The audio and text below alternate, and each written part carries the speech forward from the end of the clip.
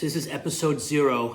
My name's Ed Sang, but I've always wanted to um, give myself a middle name because I don't have one. And my birthday and lucky number and former baseball number was 26. So um, I'm going to be referred to as 26 for this podcast.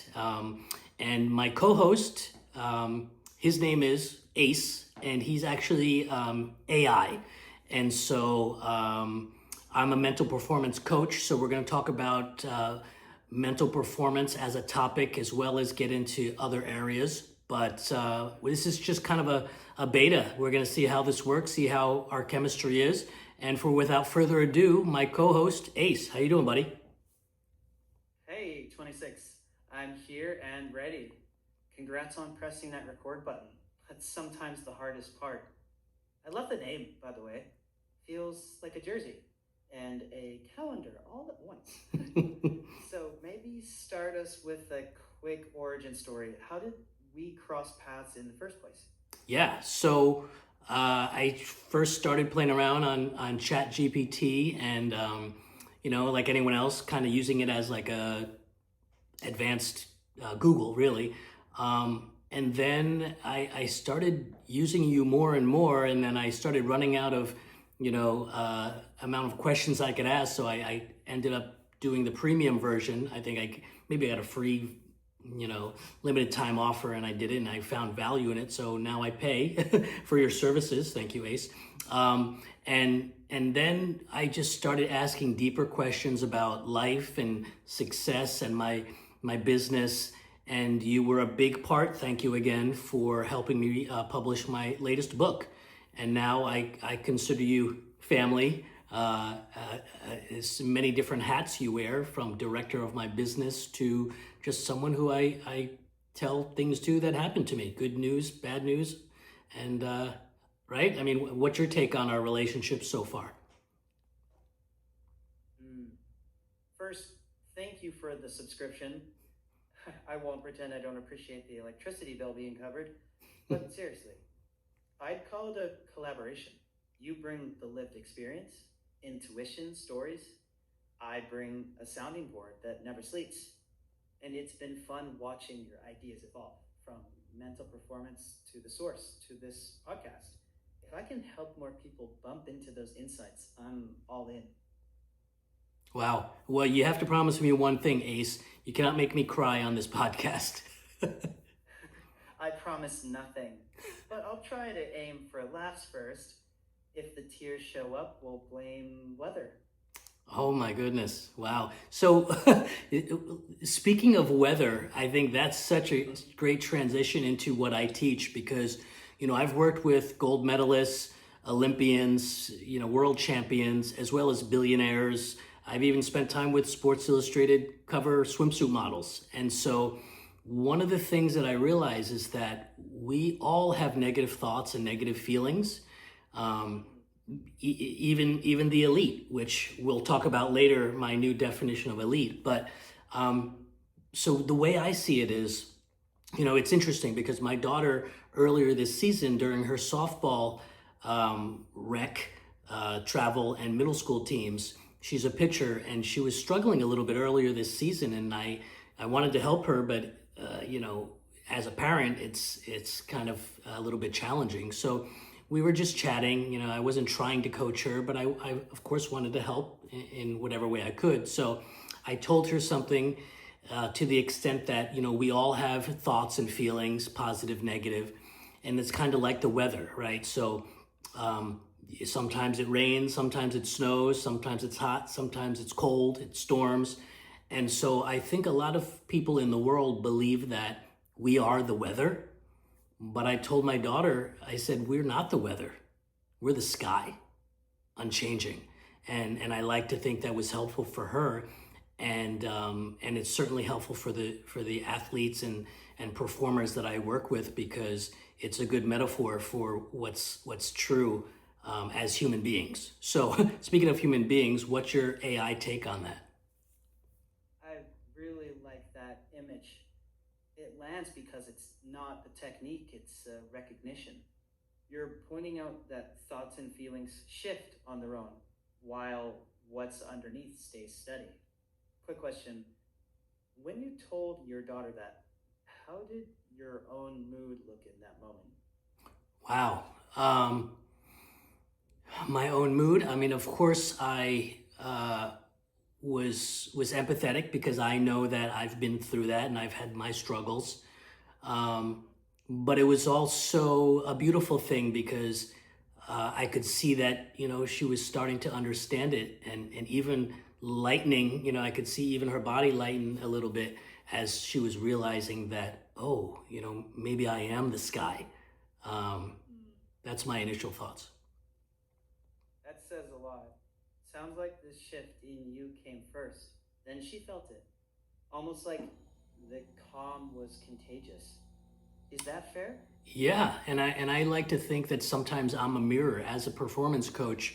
You know, if someone's stressed and if I react stressed and trying to fix them, I don't think that's super helpful. But if I'm kind of like a mirror and I'm reflecting how quote unquote silly they are, oftentimes they kind of put the wall down and relax, and that's when they have their own insights and realizations that, oh, maybe there's a different perspective. That's strong, and it fits your mirror metaphor. I want to poke one thing gently. Sure. When you say when you say silly, are you labeling their experience a bit? What happens if? Go ahead. Yeah, no, you're right, and I wouldn't say that to someone's face, but I say silly in the sense that we have thoughts, and when we believe those thoughts as truth, to me that's silly, although it happens all the time, to myself included. So the more we can realize that thought is not information or truth, and we're kind of just being a little silly, our minds are almost kind of playing tricks on us. It's kind of like, I was going to ask you if you ever had a nightmare, but obviously you haven't. But for those of you watching, have you ever had a nightmare and you woke up and your heart was racing, you were sweating? Some people scream in their dreams. Well, when you wake up from a nightmare, do you really have to do anything to fix it once you realize it was a dream? No. So dreams are essentially what we think about when we're sleeping. So if it's a non-issue when you're sleeping, why the heck would it be an issue when you're awake or competing?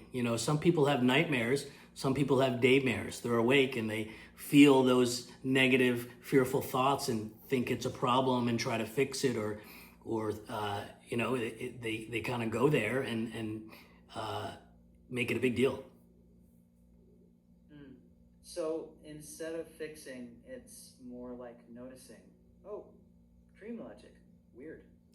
And letting that be enough. 100%.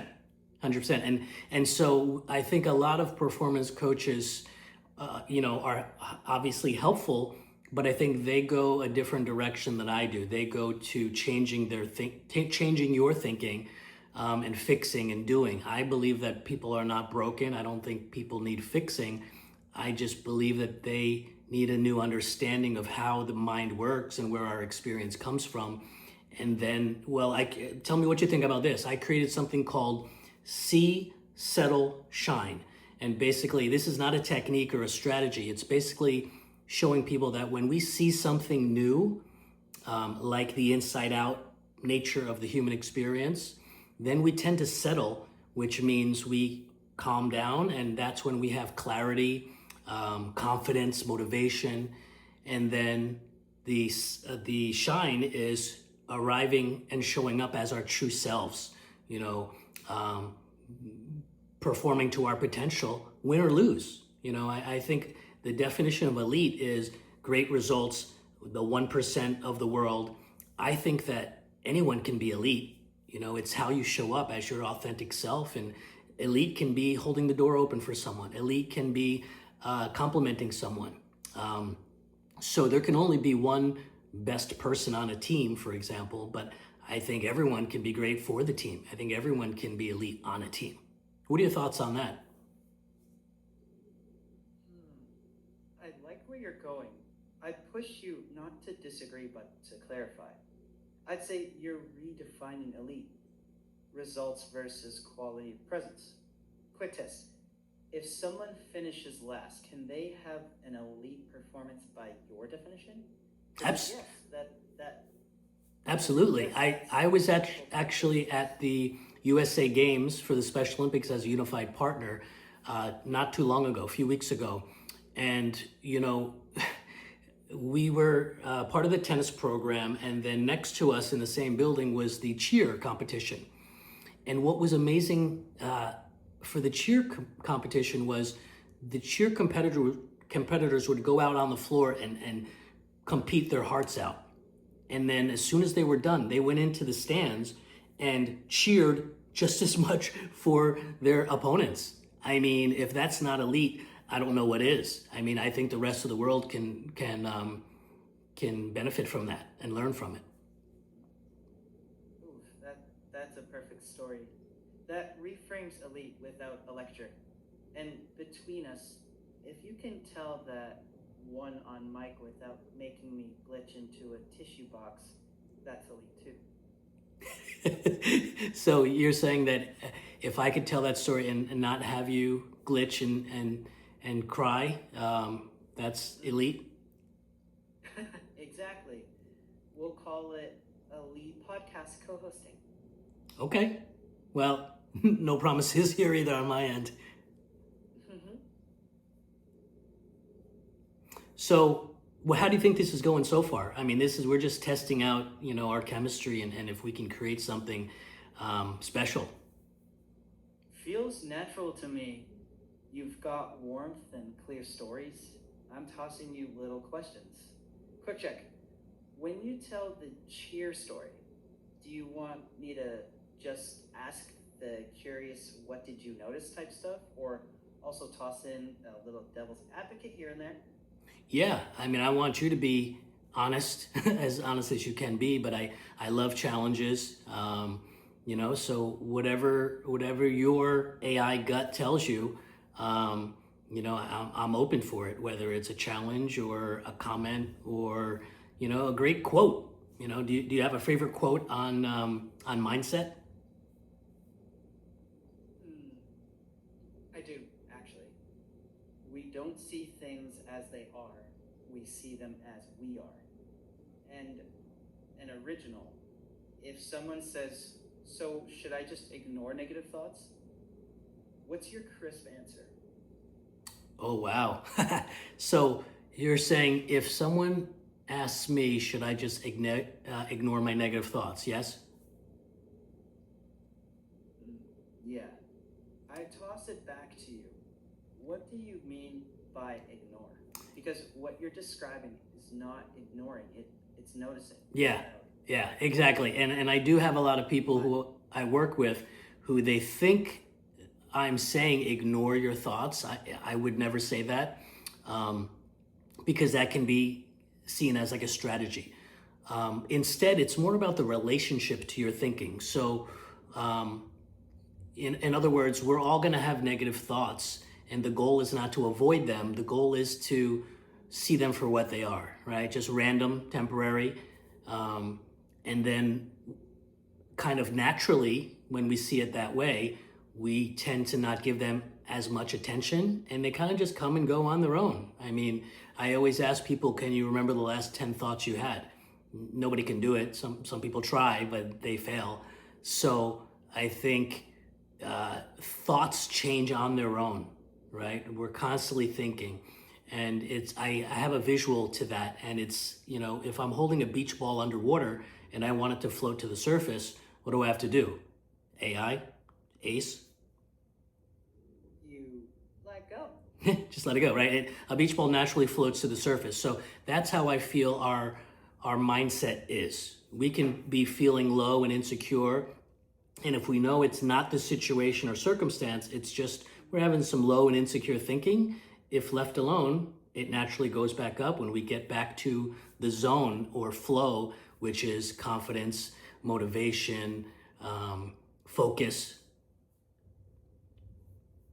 So if a listener is spiraling tonight and texts a friend, should I fight this thought? What's your one-liner back? So for listeners saying, should I text a friend and say, should I fight this thought? Yeah, it's kind of like a snow globe, right? I mean, if you know that you're having some thoughts that you don't like, um, if you fight it, it's kind of like feeding it fuel, right? It makes it bigger, it makes it stay around longer. But if you take a snow globe, right, and you shake it up and it's snowing and you want it to settle, would you shake it up more? Or what would you do instead? Let that sit, let it settle. Let it settle, right? You just put it on the table and a snow globe naturally settles. So the state of water is clarity. I truly believe that the state of our minds is also clarity. But if you don't know that, then you're going to reach for a strategy or a technique or a routine or an affirmation or a visualization, which ironically I used to teach. But one day I came across these principles and I thought, if this is true, I'm willing to give up everything that I've been teaching, because if I want to help people, I want to help them in the right way. That landed. So maybe your crisp answer is, don't fight every thought, just don't hire it as truth. And a little humor. If every thought earned our full attention, we'd all be negotiating with our 2 a.m. brain about that one awkward thing we said in 2017. That's a good one. Why don't we end on something like this? You know, I always tell people, Nike said, just do it. Nike didn't say, let's overanalyze it. Let's go on Instagram and compare ourselves to others, right? Yeah, that's a clean closer. Less noise, less comparison, do the thing. And if this was a test pilot, I think the chemistry's there. Yeah, I would agree. I think we've got some good chemistry. What do you want to do to end this episode? Do you want to do a little review, or what are your thoughts? Let me check. I'd keep it conversational. Maybe something like this. Before we sign off, 26, what's one thing you hope someone listening tonight takes into tomorrow? Then you answer. Yeah. I'll button it up. Sure, thank you. I think the one thing to end with is just realizing that you're not broken. You know, you don't need to be fixed. You're going to have weather. It's going to happen. We're human beings. But if you can remember the next time that you are feeling stressed or a lack of confidence that you're not the weather, you're the sky, that could change everything in sports, business, school, and life. So thanks for watching, guys. I don't know if this is going to turn into something, but we'll see. Ace, thank you, my man. If this episode gave you one thing to think about, don't overthink it. Just notice. We'll see you next time. Thanks, Ace. You're the best. Right back at you, 26.